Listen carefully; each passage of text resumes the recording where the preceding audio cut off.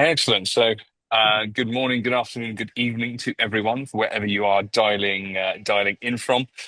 Welcome to this webinar, Certifying the Future: Why Upskilling Every Workforce Level is Essential in the AI Era.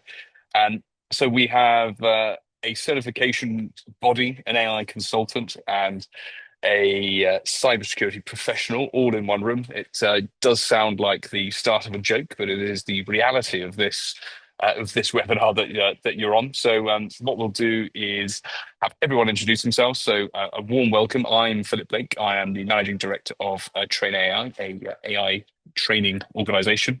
We are a partner of AI Certs, who are co-hosting this webinar. And so I'll let Ben, you introduce yourself, and then we'll go with Michael and Giles.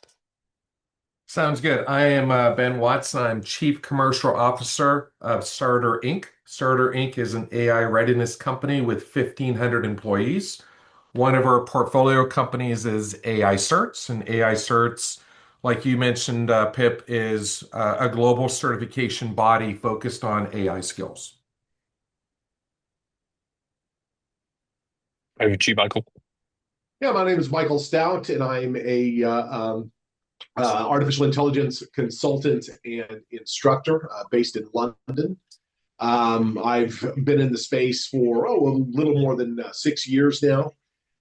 Prior to actually, my first experience with artificial intelligence was back in 1994 at the University of Michigan. But that was during one of our AI winters. So I ended up in cyber for a number of years, but it's an exciting space to be in, and lots of learning opportunities. And yeah, I'm happy to be here, Pip. Excellent. And Giles. Hi, good morning, good afternoon. My name is Giles Hamlin. I'm the Global Head of GRC Services at LRQA. And over at LRQA, we're currently seeing a critical shift in the global AI landscape. So this is a very timely conversation to be a part of. Very good. So all of you in attendance, I imagine, have in some way, shape, or form heard of AI. I think unless you've been living under a rock or not following the news, it is pretty much it's prevalent across every single industry, across every single organization seems to be having a conversation about it. So it is reshaping every industry. And what we're seeing with that is that there are gaps in skills today, and these gaps are impacting innovation, and they impacting competitiveness. So, but I think it's probably best to come to you first on this. But where are we seeing the biggest gaps in AI skills? If I think that from what I'm seeing is that it's not a technical issue, it's a practical application issue. It's that leaders are trying to make informed decisions on which direction to go to, which models to use. And then, people are jumping into it on their own. So what they're doing is lots of YouTube, Coursera, et cetera. People are picking up little bits. So there's really no, unlike, and, Giles will be able to attest to this, that like with cyber, you had a trajectory to get where you wanted to be as a penetration tester. In AI, it's happening so fast that we just can't get the focus at the leadership level and then get the individuals skilled up so that the enterprise can take advantage of it. And that's what I'm seeing as the biggest challenge. It's not technical. It's more, hey, we need to get started. How are we going to do this? And how are we going to be laser focused to get it done? So is it the overall sort of, pedagogical is obviously geared towards sort of schooling and children, but in terms of andragogical, I think it's the adult version. But is it that sort of approach, the step-by-step process in order to get people to an operation level? Again, I think it starts at the top in setting expectations and strategy, et cetera. Educating the business leaders in what AI can do and let them set the stage, and then come in and train their people to be, to use these models effectively. But without a clear direction and without clear skill sets defined, it's just like, the early days of Google. Everyone was just, Yeah. throwing things out into Google and getting things done. There's no structure. I think that's where AI certs can fill a gap there. Yeah, I think And Michael brings up a good point, right? I think all of us, and whether you're an organization or an individual, you're kind of looking for a roadmap, right? Just because things seem to be in a constant state of flux, right? So often when I meet with people, they're like, where do I start? And then kind of how are things changing? And like, Michael teed it up. It's really one, this is just guys for AI, it's going to be an ongoing journey, right? Whether it's a journey from an enterprise point of view or, a journey from an individual point of view, unlike previous technical rollouts, it used to be like you roll out Microsoft Office and you're done, new version comes out, you upgrade and things like this. Well, the darn AI technology is changing all the time, right? So as you're going down your journey, the journey you're on, the ground that you're on is changing all the time as well, right? So I often think about things from you know the enterprise journey and what it takes for an enterprise to get ready for AI, and then from an individual. Now, if we think about an individual, right? It used to be there was a career ladder, right? And you talked about it, the progression, right? I start here, I serve my time, I get my experience, and I go to the next level, and you're going up the career ladder. One of the things that we saw very quickly just in the last 18 months is the bottom rungs of that ladder are starting to disappear because what happens is AI can augment you so efficiently that you're almost able to operate at a higher level right away, right? And it's interesting. I'm doing a session with PwC in the Middle East in February, and the HR people that are attending the session, they're like, it's like people are starting at that practitioner level, where normally it would take years and years for you to do it. So individuals are struggling with that change in the career ladder. From the enterprise side of things, the enterprises are like, well, look, it's not just a technical thing, right? Like was said at the beginning, the challenge of the AI is not the technology. We know how to roll out the technologies. It's the fact that not only do we need to skill up the people, we almost need to kind of skill up the organization, right? Because with AI, the enterprise journey is now like, well, not only do I got to get my people ready, but I got to get my teams ready. I need to change their workflows. I need to put governance in because now there's risk, right? It feels to me like this is the early days of cybersecurity. Cybersecurity started off as a thing you need to train people on, right? Like ways not to get hacked, right? And then enterprises started to say, well, wait a minute, if I get hacked, I'm at risk. And all of a sudden, cybersecurity training morphed into cybersecurity compliance training, things you had Mhm. to do to protect the enterprise. I'm sensing that movement at the enterprise level where enterprises are saying, look, I got to train the people and I got to train my organization or get my people, my organization ready for AI in a continuous way because of the risk. The Yeah. individuals are saying, hey, I need to get ready for this whole thing because my career ladder is starting to change and I need to now think about things rather than a linear progression, more around acquiring different sets of capabilities and things. So, yeah, sorry, Pip, Yeah. I got really excited there for a No, no. moment. But So, if I could just and real interested to hear what Giles says about this because he's is being in GRC. But Ben, you talk about risk because that's what I'm finding is that businesses that are risk averse are not so quick to embrace it. They need to have that risk mitigated, and that risk is mitigated through education, through through consulting them, through getting them up to speed on what the technologies can and cannot do and what their risks are. But likewise, that risk is that their employees need to have a path so that they're not just going out throwing things left and right into these various models and using it without a plan. Yeah. I think, yeah, I can absolutely echo, the sentiment from both Michael and Ben on this one. So, you know, looking at this from a purely compliance perspective, when we engage with clients who are looking to sort of almost gain assurance that they are doing AI right, it's not from a technical perspective. It's a literacy gap. It's governance. Mm. They don't know how to audit these models for things like bias or drift or ethical compliance. And if you look at how organizations have currently dealt with cyber risk and GRC risk in the past, it's always been around, threats and vulnerabilities and, what's the worst case of somebody, on my supply chain pivots over and what can they do if they get inside? But there's a whole new set of problems that AI introduces.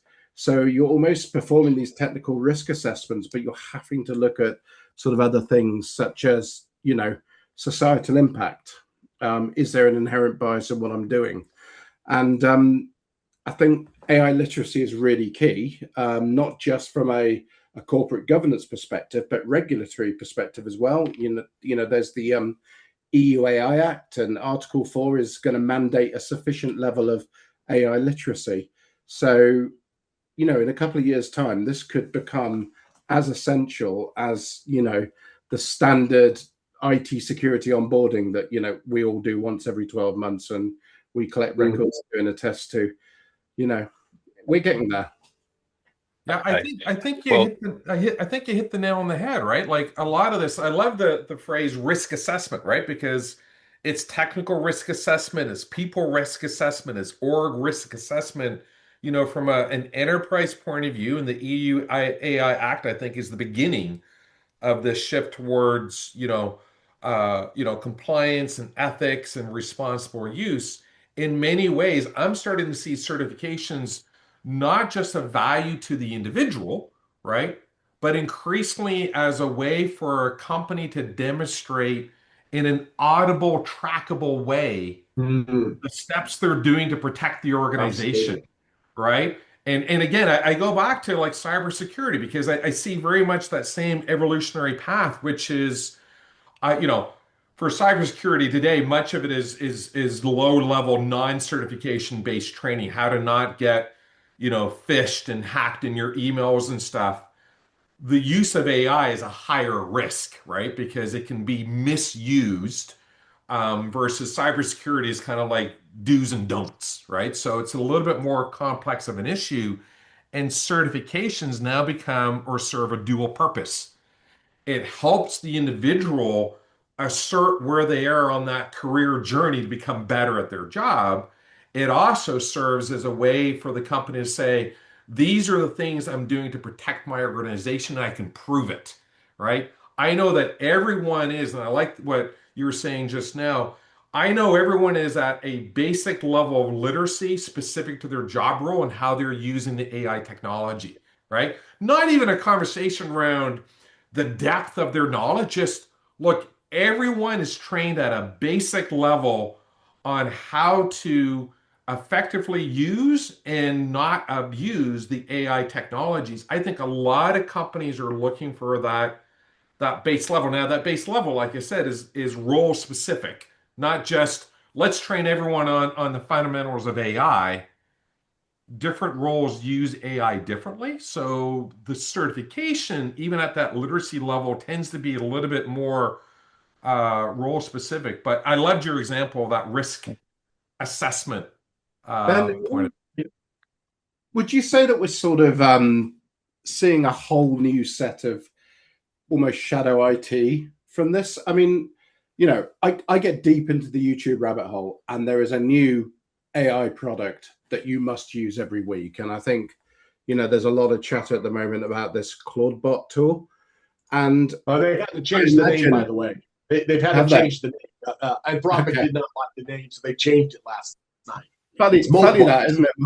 Yeah, But yeah. You see these tools, you think, wow, if I could do that at work, I get an extra hour to do what I want to do. Let's try and integrate that into my workflow. And there are literally hundreds of these tools. It's not just about, deciding whether an employee is going to use Grok or Gemini or whatever. There are hundreds of these tools that all tokenize the access and all provide another route in. And I wonder what the future looks like in terms of this, because this potentially represents a much bigger threat than the majority of shadow Well, IT historically has. the shadow AI, Yeah. is the scenario where you don't have that governance in place, where you don't have the users trained, you don't have paid models. So I'm sitting there trying to get something done quicker so I can, get my job done within 8 hours. And I will take our spreadsheet and upload it to a free version of ChatGPT. And remember, if it's free, you are the product. Yeah. Yeah. So I think that kind of goes back into the whole thing about having good, educating those leaders on there is a proper way and a not so proper way of doing it. And the proper way is to have that governance in place. And that starts by educating the top tier and then educating everyone down the line. Now, I'm going to be the odd man out because I'm a technologist. I love technology. So compliance often gets in the way, but I understand it, and I understand that there is a reason for it. The Brussels effect is the EU AI Act, which I believe holds the European AI companies back a little bit, but okay, they are addressing issues that the Americans and certainly the Chinese do not address. One of these things about AI that I'm really excited about is the idea of sovereign AI, because I can put everything on this device here. This is my my NVIDIA Spark, yeah. And this here I can attach to my data. And eventually we're going to get to sovereign AI, which is we're a ways away from that, where this is going to sit by your, on top of your stack next to your data. And you'll be able to, mine, etc., your own information. And, if you want to do something else with it, well, then you can just get a second one, put them two together, and then you've got 2 petaflops of power. So how many business leaders know about this? They're struggling with Gen AI, wondering what they can do when this type of technology is coming out.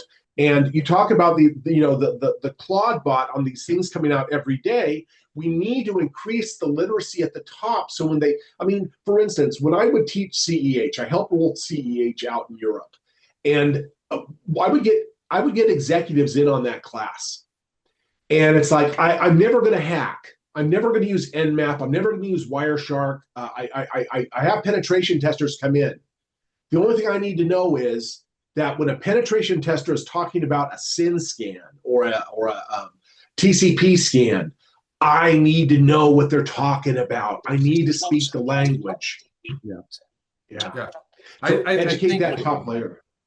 yeah, I think So I think that's really interesting. Sorry, but just to run out that thought, right? I mean, one is, the notion of literacy at every level within the organization, right? It used to be the executives didn't really care about the technology. They're like, I got the IT guys to take care of that, and they're just productivity tools versus this is something that, the risk is far higher. Everyone in the organization, regardless of their level, needs to be appropriately educated, right? Literacy for an executive is a lot different than literacy for someone who's in the mailroom. They all need to know AI, but in a different way. And then this notion of sovereignty, I love the show and tell, right? I wish I had an NVIDIA Spark that I could hold up. I love But them, Ben. Ben, I love them. but this notion of, like, for a long time, the current trend is country sovereignty, right? Like, your data stays within your country and your country will help protect your data. Satya from Microsoft, at the World Economic Forum, he just introduced this notion of company or enterprise sovereignty, that the enterprises need to understand that the stuff your employees are putting into their tools, whether they're sanctioned tools or free tools or outside IT tools, that knowledge and wisdom is actually of real big value to the company. And then, like you said, it's very quickly going from country sovereignty to enterprise sovereignty to individual sovereignty, which is how do I maintain and control and leverage the fact that the more I use my AI, the more intelligent my AI is. Some days I feel my AI is better than I am because it can remind me of things, that I've done. I really think, the ease of AI adoption and the rise of these purpose-built apps, right, is, really a blessing and a curse. Now, again, if you're an individual, what's the recommendation? Jump in and start learning in an intentional way, right? And then if you're an enterprise, guys, the thing's passing you by and you're not even aware of it. You need to likewise start anywheres. And it sounds like our collective recommendation would be, guys, if you have to start anywhere, just start at the basic level of getting your employees at the literacy level, right? And at least get them on that journey while you figure out what is the journey, what is the next step. The starting point is individuals get intentional about learning about AI. Don't watch the videos, have a plan, right? I would argue, right? I'm biased towards a validated outcome like a certification. And if you're an enterprise, guys, while you figure things out and your IT figures things out and you look at all the risk and stuff, know it's happening and at least push out to your employees basic literacy options. Sorry, Pip, I cut you off. No, there's What? Yes, but sorry, Michael's cutting you off now. keep going, keep going, keep going. I'm reminded of something that I think everyone here on the panel will remember, which is that cybersecurity is everyone's responsibility. Remember that? It's going to be that AI is everyone's responsibility. That everyone's going to have that literacy. Everyone's going to have a responsible AI use. What do you think, Giles?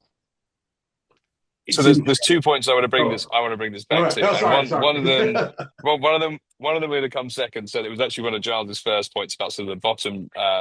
Sorry, not Giles, Ben's first points about the bottom rungs of the ladder disappearing. We'll come back to that because I want to sort of dive into the rhetoric around. There's going to be hundreds of thousands of people left unemployed from it and all that sort of stuff. But actually, the point that I want to come on to is, and you're with drawing a lot of parallels from cybersecurity, because a lot of us have been in that world before, or involved in certainly in the training and education of that field. But from my perspective, what I'm seeing with AI is that it's all that's consumer driven. ChatGPT came out, and everyone was just like, oh, I could, this is something that I can utilize.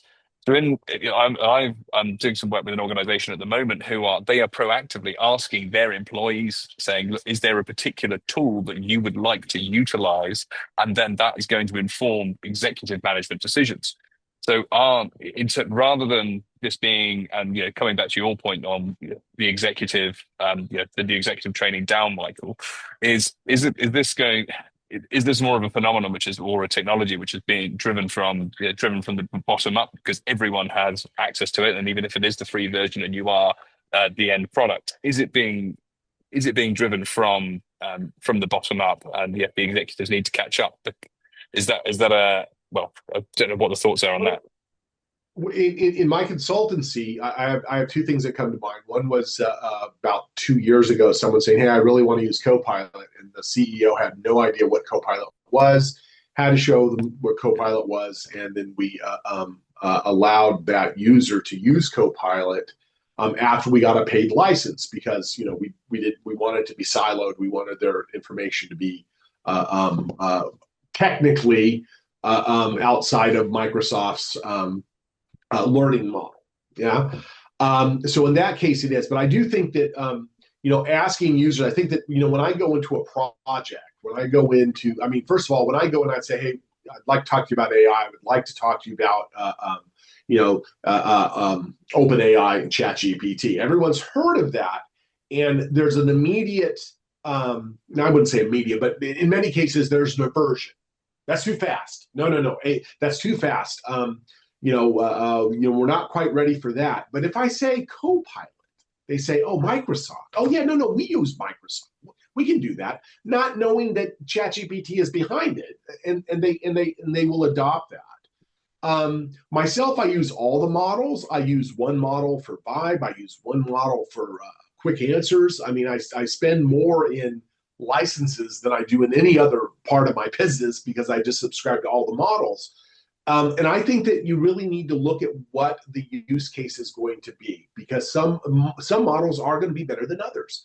And I don't think that it's that focused um, effort to allow anyone to use any model. I do think that there does need to be a strategy in place, and that strategy doesn't mean that it starts in the tech department. It doesn't mean that it starts in the marketing department. Find a group of people that are using it and grow it organically from there. It may be in the secretariat, it may be in the mailroom, who knows? But identify that department, find out what they're using, and then grow it as a pilot project and then build it out from there.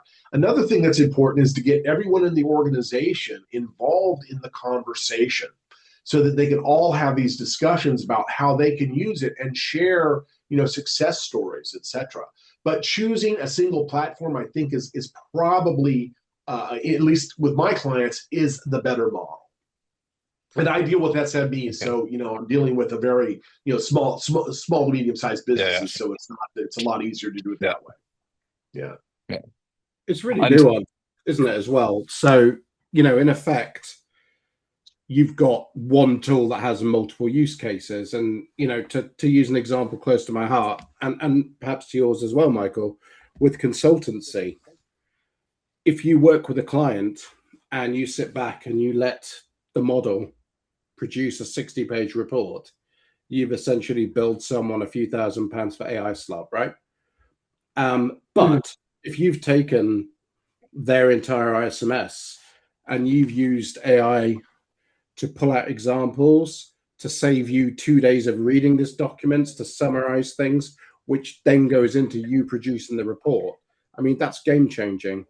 And I think you need to understand from a corporate perspective how you're going to use the tool, but you also need sort of a set of guidelines in terms of we should use it for this, but we don't use it for this, because I think people tend to forget when they prepare these reports and somewhat, and they kind of just phone it in.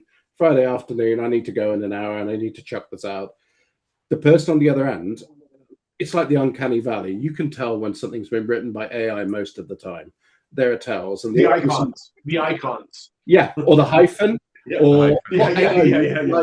You. And I find this really jarring. It kind of puts a comma and then immediately says and yeah. Well, as one who is trained to write that way with the double hyphen, I'm very annoyed because I look like AI writing. Here comes the rise of the Oxford comma all over again. Exactly. It's a whole other debate. But I would say, I mean, you guys, are bringing up really good points. I mean, a lot of this is, especially geared towards companies, if you don't start setting expectations of your employees around how to use AI, they're going to use AI not knowing it, right? So a lot of this is coming back to, those governance things like acceptable use policies. Employees don't know what they don't know. And in particular, people new to AI tend to trust it, right? Enterprises tend not to trust it. The individuals do because, if you look at the research coming out of OpenAI, and they're doing such amazing research, it is indicating that people at the people level, the individual level, are not just rapidly adopting AI, in particular ChatGPT, they're actually expanding their use of it, right? So, using it for as a therapist, using it as healthcare, they're using it in their work, right? The expansion of the use of the capabilities is shocking at the individual level because people are going from adopting to adapting, right? They're literally changing the way they do things because they now understand the capabilities of these AI tools. But at the enterprise level, it's another set of challenges. I mentioned earlier, I'm going to bring it back. The biggest impact or return on investment at the enterprise level is not getting people to become more productive, is getting your teams to become more productive, right? And if you're going to get your teams more productive, then you got to start looking at the workflows inside a team and across the team. And this is where, when I meet with many customers, they're stuck in the pilot mode because in the pilot mode, they roll it out to a small group of users. It all works good, right? It's like an experiment in a lab. and they roll it out to a broader group or across the entire company. And people are like, well, this is interesting. I can do dogs in outer space pictures. And they go back to their old way of doing it. And they're not getting, those benefits of when we're seeing that team level adaptation starting to happen. Those that do see a quantum leap in productivity, but there's kind of this glass ceiling. A bunch of individuals increasingly getting more sophisticated. Michael, you're using different tools in different ways for different outcomes. You know not to just trust the outcomes. People are getting there very, very quickly. And to use another example, it's like an iceberg. All this stuff is happening. All your employees are getting smarter and smarter and smarter in an unstructured, unguided, potentially dangerous way. But if you can break through that ceiling and start connecting the teams together, all of a sudden you're seeing that quantum leap. So I just wanted to add some really interesting context because what you guys were saying was really thought provoking around this stuff. It was the best of times, or it was the worst of times, right? That It's old Wild West days. the Wild West. It's the Wild West days. I'm talking the Canadian West there, Ben, not the American West. Out and about, So, says the Out and Canadian. about, yeah. There you go. so something I want to completely like that we for everyone in attendance, we've completely ripped up the script and we're off the script now. So we're just freewheeling. We'll come back to the script, I promise you. But there's two things that I want to come on to. The first is obviously the ISO standard, which is Giles is going to be coming towards yourself, and then the next is sort of on that consultancy piece and coming to your team's productivity side of things, Ben. So yeah, Giles, how much demand? I know that your organization obviously deliver a lot of Yeah. the sort of AI management system consultancy. So how much demand are you seeing for that? Is it just is it a sort of panic that organizations are coming to you saying, right, we need this, what do we do? What does the landscape look like? It's a really interesting thing. It tends to be the organizations that are already in bed with one of the ISO standards. So we've got 27,001, we have 9,001. We feel that 42,001 almost completes a set, and we don't, as we've discussed in this chat today, a lot of organizations accept that they don't fully understand the extent of AI usage within the organization at the moment. You can try and control it through technical means. You can use the IT department, as the cyber police, but you can't address everything. We know that, and we accept that. And so I think increasingly so, organizations that have seen benefits and derived benefits from standards like 27,001 are looking to 42,001 almost just as best practice to sort of get a handle on this. What I do find quite interesting, though, is that first of all, the demand is coming from regions within the world that are really embracing AI. And for me, I'm seeing EMEA do that a lot.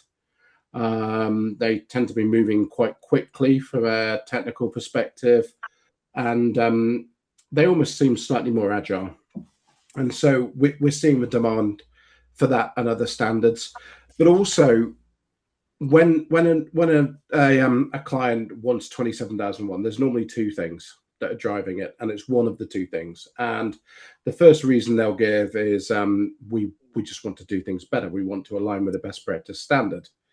And the other reason you may hear is we have a supplier who's told us that if we're going to keep on doing business with them, we need to be 27,001 compliant. Now, I'll let you speculate on which of those two reasons we hear the most on a daily basis. But, and I think this echoes 42,001. I think people are understanding that there are limitations to 27,001 with regards to AI use. And I think I touched upon that earlier. All the risk assessments for tech and IT within 27,001 are done from the perspective of protecting your information security, but they're not really looking at the way the tech is used particularly, and they're certainly not looking at the rights of the individual and the really complicated ethical and legislative concerns. So the companies that sort of get that are certainly driving the demand for that. Interestingly, we're also seeing people wait for the EU guidance as well. And I think very much like the GDPR, by and large, drove good data protection, hygiene, and practice. We've all got our views on the GDPR. We all know what it's good at and where it can be frustrating from time to time.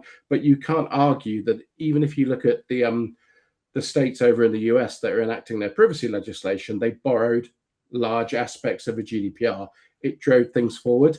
And I think the EU AI legislation is going to do that as well, and potentially have as much impact as 42001 will. But is that and I know that there's obviously a lot of criticism around sort of EU regulation and sort of it stifling competition and do you think it's making the EU less competitive in that space? And that it's just waiting, we're just sort of waiting for China to borrow either Chinese or American tech? Oh, I, I, Or can you that's a or real hospital possible question for me, Phil. having a UK and a US office, does that put you in a tight spot? Is that the I think look, I think there's aspects to it, but I think also it's AI is not mature at the moment. We don't fully understand some of the legal implications of the things we're doing, and we won't know this for some time. That legislation, organizations are going to look at as a means to protect themselves and protect the organization as much as anything else. So I think, there is a risk that in the short term, it may impact on innovation. But, we still saw innovation after the event of the GDPR, and we had the same sort of arguments back then. It was allegedly going to kill off all innovation. And I think there are other things, without getting too political, that are more likely to kill off EU innovation than a piece of legislation and best practice. So a few things we won't mention there. That's conversation for another for another day. But so obviously with that in mind, and I know that I'm sort of jumping around a bit here, but I want to come back to the Ben's productivity point in terms of making your teams more productive and ultimately that consultancy play. Now, I suppose I'm going to tie in that part around how the bottom rungs of the ladder are disappearing. Those lower level jobs are can make those entry level jobs are going to become more productive because of the utilization of this. So I think that probably answered the question about whether hundreds of thousands of people are going to be made redundant or unemployed in that respect. But from a consulting perspective, and Ben and Michael, this is probably more aimed at you in terms of obviously there's consulting fees can be reasonably significant. Do you think that maybe it's a question that hasn't been asked, but if you've got sort of AI that's doing 90% of the legwork and you're just sort of vetting a report which is being sent over to your clients, do you think that there's value for money for consulting clients if there is the tools doing the majority of the work? I want to hear Michael first, and then I'll follow up. Okay. Well, I've said since getting into the game, I made an early observation back in about 2020 that there are going to be in the future there's going to be people that do their jobs with AI, and there are going to be people that use AI to do their jobs, and people that use AI to do their jobs, and those do their jobs with AI. And the difference between the two is that you're going to have those people who are just going to press the button and, okay, write this memo. And to use Giles's term, which is used quite frequently, you get a lot of slop that way. What will always remain is domain knowledge. That I have to know what comes out of that report, and I need to understand what is correct and what's not correct. Two things come to mind here. AI, you've heard about AI hallucinating. That's the big fear, that you do something and you can tell when it's hallucinating. If you look at the math, okay, AI does nothing but hallucinate. That's all it does. It doesn't know things. It's all statistics. It's all hallucination. So it's your domain knowledge to create that report, as Giles pointed out, that, hey, I use it to do my work, in the process of doing my workflow. and provide value, give myself superhuman abilities. That is where the real value comes. I'm going to give you an example of a client I had. For obvious reasons, I can't name who it is, but it was a pretty big client in London who wanted to that needed to align its information security policies with the NCSC's cyber assurance framework, which is the framework used in the UK. Now, I told him I could do it in 3 days. And I said, well, no, wait, no. We've got this budgeted for 10 days. And, if you've ever dealt with, companies like this, when they say 10 days, it's got to be 10 days because someone's budgeted it. And okay, we'll do it in 10 days. And I was using ChatGPT 2. And this was not the most robust model, but it was still pretty good. I spent the first day building up the framework that I was going to use. I took the NCSA cyber assurance framework, put it in there, worked it through, tested it. It worked pretty good. Took the second day, put all of their policies in it, churned it out, and guess what? 80% of them were spot on. 20% crazy rubbish, right? But because of my domain knowledge and information security, I was able to go in there, take a look at those 80%, say, okay, 80%'s done. 20%, I spent the third day on those 20%, kicked those out. I charge them for 9 days. Yeah. So domain knowledge is important. And that's where, you can't use this to do your job. You can use it to work with your job. And those jobs that are going to be made easier, that I see a couple things here. Maybe this is what gives us that 4-day work week. Yeah. Maybe this is what gives people the ability to go home. And maybe this is something with decreasing populations, with birth rates going down in the West, that this is something that keeps us competitive. So that's kind of my thoughts.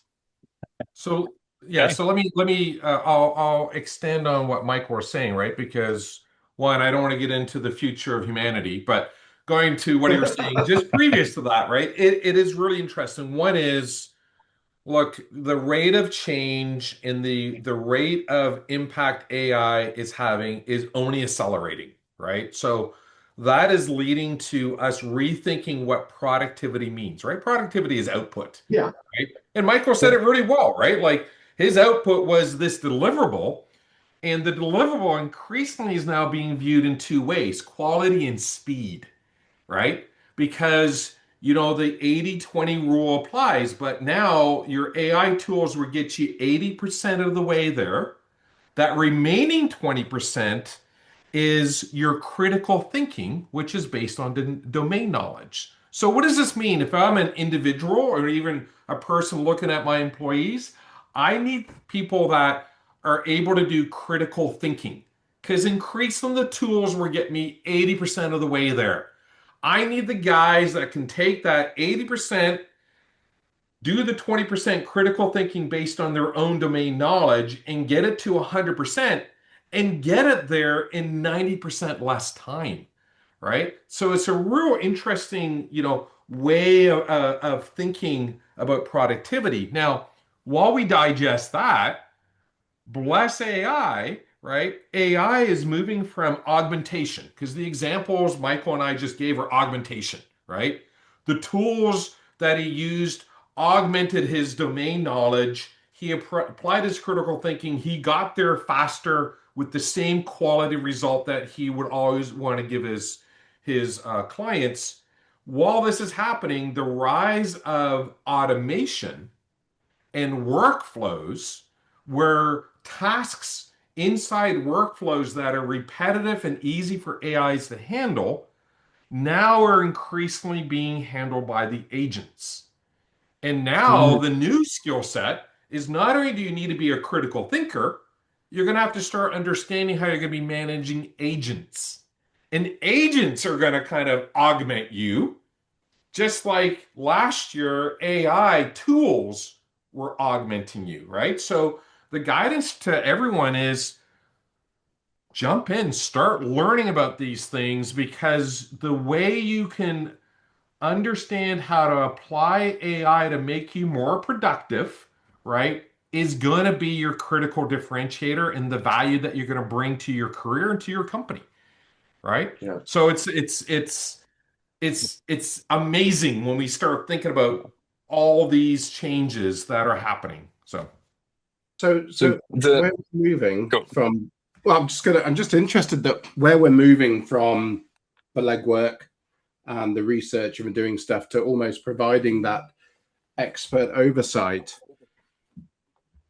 Just to play devil's advocate, what happens to the new consultants, the ones who are earning their stripes, the ones that you traditionally have researching, running through an ISMS, asking the entry level questions, and taking those exams, and do they potentially need to perhaps train up in something like an AI sort of focused area instead to address that gap? Well, my daughter, who is in university in the Netherlands, everyone uses ChatGPT. It's funny because I was talking to her mentor, and she was saying that, yeah, well, when I was in school, we had to use Google. Well, when I was in school, we had to go to the library and use encyclopedias.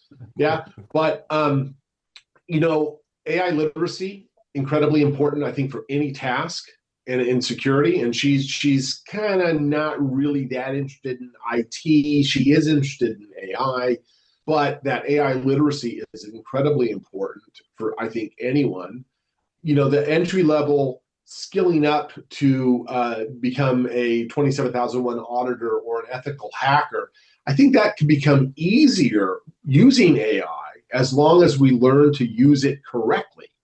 If you use it just to get the answers, then that's not doing you any good. That might be getting the job done faster, but then you're the one that's just going to be using AI to do your job.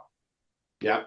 So that critical thinking that Ben mentioned, definitely learning how to not only work with the agents but create the agents and to have the domain knowledge to create agentic AI for your workflow. I think that's a winning combination. I think, Michael, you brought up a really good point because increasingly, because the tool can give you the answers, right? And you need to critically evaluate the answers, right? Because it's never going to be 100% right. But I think much of the consulting area is moving then into the application of the answers, right? This has always been the criticism. We partner with PwC and Accenture. They come in and they do the projects, they make recommendations, right? They kind of give you the answers and they say, okay, go do it, go implement it. Increasingly, I even see this with Accenture. They are becoming very much industry and domain specific, more so than ever, right? But they're also now saying, I'm going to stand with you to help you implement my recommendations. I'm not just going to give you a report. I'm going to help you implement it. And the goal of me helping you implement my recommendations is, again, going back to this notion of time and the acceleration of impact, right? If anything, the thread of this conversation is things are changing really fast on a continual basis. That's a time-based conversation. The value of the consultant increasingly is going to be time to value. I can get you that instead of 10 days in 3 days. And by the way, that 3 day output, I can now, I'm going to help you implement that and get it actually realized within 2 weeks versus the 3 months. Shortening the time to impact, I think, is where a lot of that consultancy value is going to be. It's like, yeah, you know what? You can go and get the answer from a tool, but I can help you get the right answer faster, and I can actually help you implement it faster because I'm a specialist in this domain Yeah, area. And absolutely. companies will pay for time to market or time to value increasingly Yep. versus, yes, it took you 3 months to do a really expensive report. So Yeah. just some Now, interesting outside point of view. something else, Ben, that I've noticed and like your input on this is that the traditional consultancy model of going in and charging a day rate is Yeah, so 20th so century. gone. Okay, Yeah. it's done. It's looking at what value am I bringing, what am I saving, and how fast I can get it to you, and looking at the savings that you have and basing the rate on that savings and delivery. There's just a new way of it's just the AI is just changing things in so many ways. Yeah. Yeah. Two quick notes, and I want to hear from Giles as well. I mean, one is, even within Starter Inc., we work with all these outside advisors, legal and finance and stuff. There's a very interesting shift that's happened away from that daily or hourly rate to one of two things or both. One is kind of fixed cost, right? Like I'm going to deliver you this for this fixed price. It's not a variable price. And that's been a trend that's been going on for a while. The other one is also, and this happened in a call with an advisor just last week. I won't charge you until you actually have finished the entire project, of which my report's part of it. I will actually carry your bill and wait until you're starting to see get the value and the savings or the productivity increases, the pluses or the minuses, cost or increased revenue. And I will wait until the end of that part to bill you. And I thought that was a really interesting point of view. Fixed time or fixed price for a defined outcome. That's been a trend. I have not often seen consultants saying, and by the way, I'll carry you for 90 days. I won't bill you for 90 days until you in this case have actually implemented what I've recommended to do. So just two quick thoughts. Pip, we're down to 8 minutes. Yeah, yeah, I know we've got, yeah, well, 7 minutes. So we'll try and leave five for any sort of questions. So anyone in the audience, if you do want to ask any questions, I think there is a section where you are able to ask. If not, then well, you can reach out to us directly and ask any questions. But just to bring it back to just some of the takeaways, and obviously we've talked about sort of the increasing of the productivity. We've talked about sort of the increasing of that base level comprehension across all roles, so that everyone can get the benefit of being more. Being more productive, but in terms of trying to bring this back to the training and to the certification side of things, and some of we look at the traditional way that the training's delivered and what certifications mean, and they show that an individual has acquired a certain level of competence to be able to pass that exam, and or whether it be a theoretical or a practical exam. How important is that going to be to show for individuals to showcase, well, firstly for individuals to showcase to their employers, and how important is it going to be for organizations, say consultancies, to showcase to their clients that that we have competent consultants who can deliver these projects and transformations for you. I'll let Well, anyone take that one up. I'll take a stab at it first, just because this falls kind of well inside my wheelhouse with AI certs and stuff. One is whether you're an employee or an outside advisor, like a consultant, increasingly, one is validation of your capabilities through things like certification is becoming increasingly important, right? Like just not just I've been in the industry for 15 years, but I have some external validation of my knowledge is one. The value of these certifications as milestones or proof points becomes really important to an enterprise. Two, continuously updating your certifications because, like we just discussed, everything else is changing as well. You're going to start seeing certifications increasingly viewed by the timestamp, right? When did you get it, right? Because increasingly in the age of AI, your knowledge and your capabilities are decaying. They have the half-life type thing. And then the other one is an increasing view that certifications are stackable, right? Because you're going to get micro credentials that are continuously being reviewed and updated that you can stack together to go and say, I'm a really good consultant because of this. Or from an employee point of view, companies are now looking to hire and promote people that are in this continuous learning mindset, right? Microsoft will call it a growth mindset. We just discussed, look, learning all these different tools and apps, yes, that may help you, but if you can do that critical thinking and leverage your domain expertise, and you can demonstrate that by you're continually getting these micro credentials that you're updating and adding new ones all the time, that living, breathing way of validating your capabilities, I think, is going to become extremely important going forward. Long answer. Okay. And Michael, as a consultant and also someone who delivers the training, what trends are you seeing? Are you seeing a lot? And especially sort of depending on the various courses that you deliver. Yeah, Is it at an yeah. level? Is it at a technical level? Is it across the board? It's at an educational level, getting people educated. I've also done the technical side where they're learning how to build, implement models, etc. Um, Kind of to feed off of what Ben said, certification is an attestation of knowledge, and I think that it's viewed from a risk standpoint. Companies view people playing with AI as a risk, but if I have someone that has been educated in it, that becomes less of a risk. So it's a risk mitigation.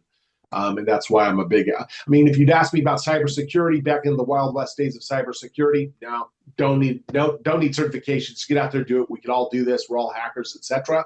But with AI, yeah, we want people to be educated and to use it prudently and focused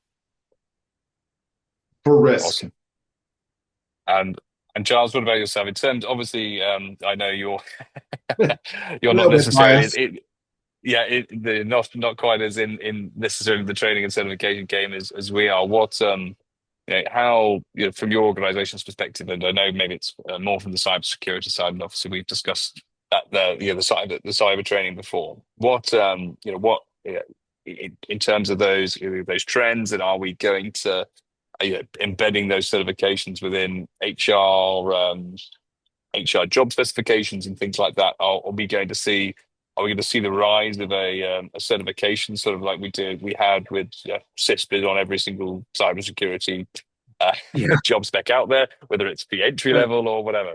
Are we going to start to see that appear for AI as well? we're a little bit of an edge case because we will look for certifications in certain areas of AI. Yes. But certainly as a hiring manager, um, part of what my senior consultants do is VCSO work. They work with, clients and organizations over a period of 12, 24 months. They help them achieve an outcome. We work on the outcome-based model that Ben described earlier. And an increasingly large part of that work is around AI. And it's Yeah. really easy for us to sort of say, okay, 42,001, let's do it.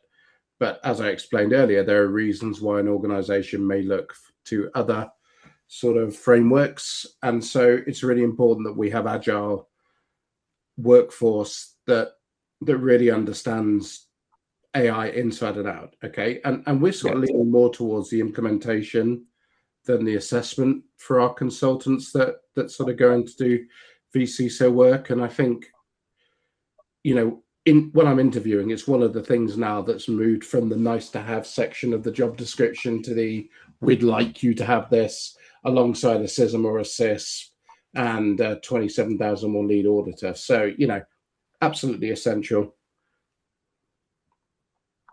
Awesome. Well, I think we haven't had any questions come through. So if any attendees you do please do put them in the chat now, and we'll see if we can get the panel to answer them. But unless something comes through in the next 30 seconds, thank you very much for attending this. The recording will be available, and for our panelists, there were a fair few people asking for the recording. I imagine we will clip this up into amusing sound bites, and to make sure to leverage it to its full potential and catch a broader audience. But considering we haven't had any questions, I think I will just say thank you very much to Giles, to Michael, and to Ben for joining today. It's made hosting very easy because everyone's spoken so much and so well on the various subjects. I think we probably went completely off script, but that's not a problem. I think we covered a lot of ground, and ultimately, I've certainly learned a lot from everyone. So thank you very much. And any final words from anyone? Thanks, Pip, for managing the zoo. There you go. Yeah, perfect. Thanks very much, guys. Thanks, Thank everyone. you. Take care, everyone. Bye-bye. Take Bye-bye. care. Goodbye.